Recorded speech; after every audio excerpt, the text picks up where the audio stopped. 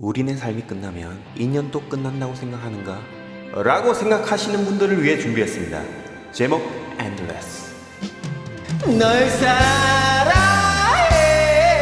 첫눈에 반해 과거 배적 갚을 수만 있다면 죄송해요 내 모든 걸 가져가 미련 없이 줄게.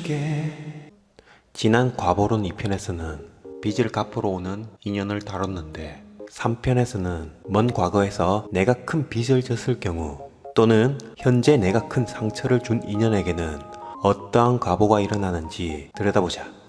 그 전에 먼저 인연법이란 복잡하게 얽히고 섞여 있어 단순하지 않다. 보통의 부부처럼 서로 한이 맺히도록 상처 준 경우 다시 사랑하는 사람으로 만나 한을 풀게 하기도 하고, 일방적으로 상처 준 경우 한눈에 반하게 하여 빚을 갚게 하는 경우도 있다. 가끔 지나가는 사람 외모에 반한 적이 있는가? 이 경우는 전생에 덕을 많이 베풀어 많은 이들이 존경함에 뛰어난 외모를 가지고 태어나기도 한다. 성격도 좋고 외모도 출중한 경우가 이러한 경우이다. 이 경우를 제외하고 누군가에게 첫눈에 반할 경우, 저기 멀리 있는데 그대에게 광채가 나는 것을 보았소. 나랑 사귀어 주시오. 됐거든. 뭐 이렇게 몇 번 대시하면 결국 사귀게 된다. 과보를 갚으려고 하는 것이다. 그래서 자연의 이치에 따라 앞으로는 자연 친화적 묵음까지 포함하여 대시해야 할 것이다. 저기 멀리 있는데 그대에게 광채가 나는 것을 보았소. 나랑 사귀어 주시면 전생에 그대에게 심하게 상처 준 것에 대한 빚을 갚고 싶소. 라고 해야 자연 친화적 완성된 인연법에 대한 대시라고 할 수 있다. 그럼 대시를 받는 그대는 이렇게 답변하면 된다. 네, 기다렸어요. 기억은 안 나지만.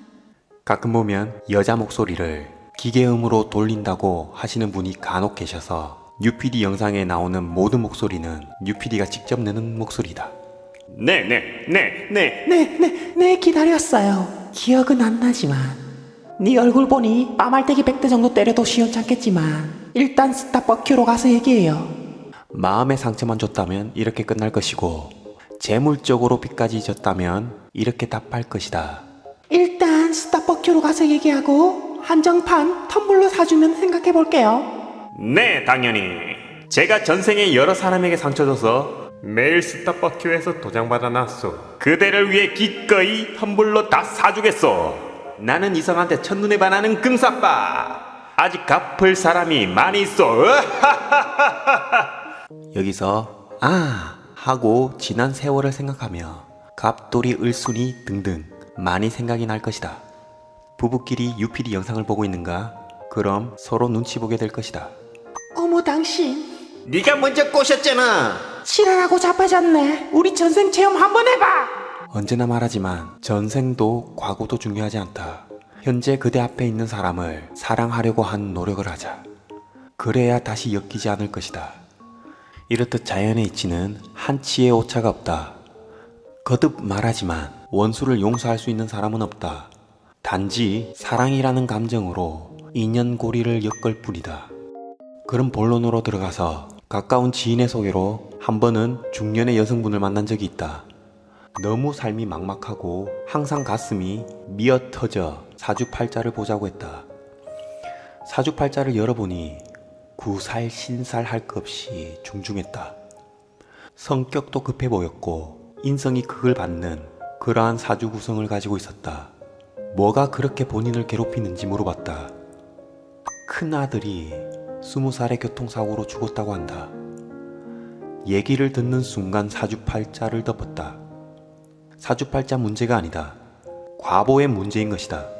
사주팔자도 어찌 보면 학문을 떠나 명리학이라는 본질에서 출발하였고, 기륭하복을 떠나 인생의 지침서가 아니었던가?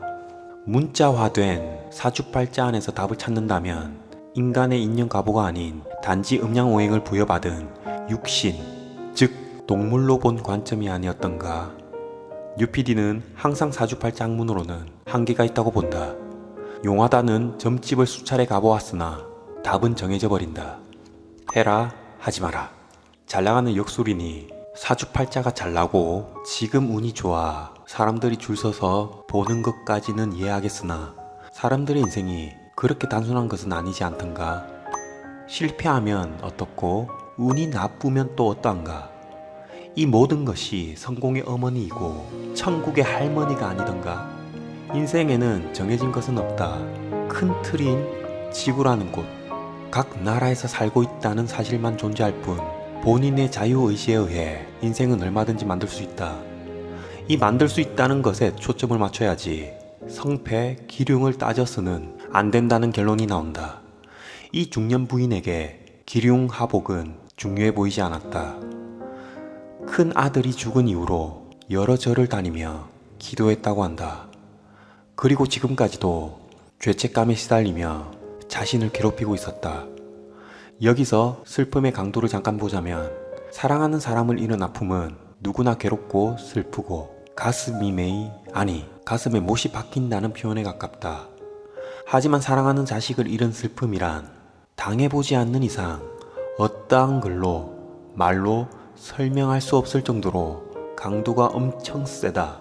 초울트라 초강력 본드를 발라 빠말때기 100만 대 때려도 이러한 강도는 나오지 않을 것이다. 육체적으로 맞고 나서 시간이 지나면 낫지만 정신적 고통은 언제 나을지 모르기 때문이다. 10년이 넘었는데도 당시 그대로의 감정을 가지고 슬픔을 토해내고 있었다.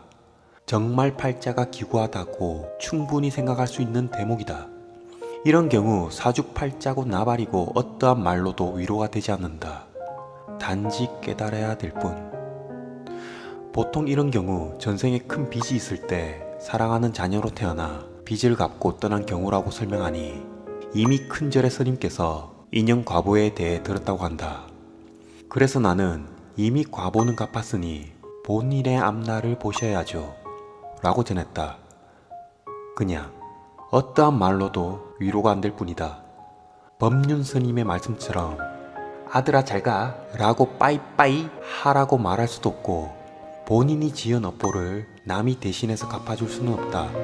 공감을 해줄 수도 없다. 이해할 수도 없다. 단지 자연의 이치를 알아갈 뿐이다. 사람은 태어나면서 각자의 시공간을 부여받아 태어난다. 가끔 아파하는 사람이 있으면 그래 이해해 라는 말보다는 그냥 같이 울어주면 된다. 각자의 시공간이 다르기에 아무리 이해하려고 해도 공감이 되지 않는 것이 정상이다. 그래서 상대방에게 나를 좀 이해해달라 라는 말은 욕심이니 이 욕심을 버려야 인간관계에 서운함이 없다. 원래 다른 시공간이니. 그리고 가장 많이 하는 말인 시간이 약이다. 맞는 말이긴 한데 뭘 깨우쳐야 시간을 단축시킬 수가 있지 않는가. 매번 생각이라는 것에 사로잡히면 중력이 발생해 시간을 단축시키기는커녕 더욱 괴로움이라는 감정을 증폭시킬 뿐이다. 만남이 있으면 헤어짐이 있지 않던가. 결국 중년 부인께 해드릴 수 있는 말은 좋은 곳으로 갔을 겁니다. 아드님도 더 이상 슬퍼하는 어머님을 보면 어디선가 자책하고 있을 수 있으니 이제 놓아주세요. 이렇듯 인연법이란 사랑하는 사람도 증오하는 사람도 모든 것이 자신의 뜻이 아니라는 것을 알 수 있다. 오직 자연의 섭리이며 과거의 인연 과보에 의해 맺어지고 자신이 만들어 놓은 현상이 실체가 되어 돌아올 뿐이다. 3차원 공간은 에너지가 한 방향으로 흐른다. 단지 위치 에너지와 운동 에너지가 변할 뿐 달라지는 것은 아무것도 없다. 위치 에너지란 가만히 있는, 운동 에너지란 움직이려고 하는, 뭐 대충 이런 뜻인데 중력이 강하게 작용하면 운동 에너지보다 위치 에너지가 더 작용하듯 마음이 무거우면 무거울수록 시간을 더 소비하게 된다.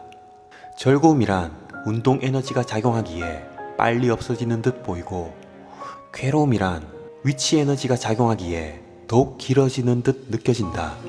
이 모든 에너지는 소멸될 수 없으며 되돌릴 수도 없으니 3차원 공간을 떠난 인연에 연연하지 말고 지금 있는 사람들을 사랑하고 보살피는 노력을 해야 할 것이다. 불로장생을 꿈꾸는 사람들이 간혹 있다. 건강하면 오래 살아도 좋다는 건데 어느 한 강연에서 500살까지 살 수 있다면 살고 싶은 사람이 있으면 손 들어보라고 하니 약 3명 정도만 손을 들었다. 총 인원이 300명은 넘어 보이던데. 그럴 수 있다. 분명 저 3명은 현재 너무나 행복한 나머지 손을 들 수 있다. 불행이 닥쳐오기 전까진. 다행히 100살이 채 안 돼 사람은 죽는다. 다행이다. 리셋할 기회를 준 것이다. 장래 문화도 이렇게 바뀌어야 하는 게 아닌가 조심스럽게 생각해본다. 저기 관 들고 신나게 보내드리는 문화 괜찮아 보인다. 인연법이 어떻든 윤회란 리셋이다. 이를 알았으니 첫눈에 반한 상대가 나타나면 피하지 않는 게 도리이다. 일단 물어봐야 한다. 언젠가 우리 한번 만난 적이 있지 않나요?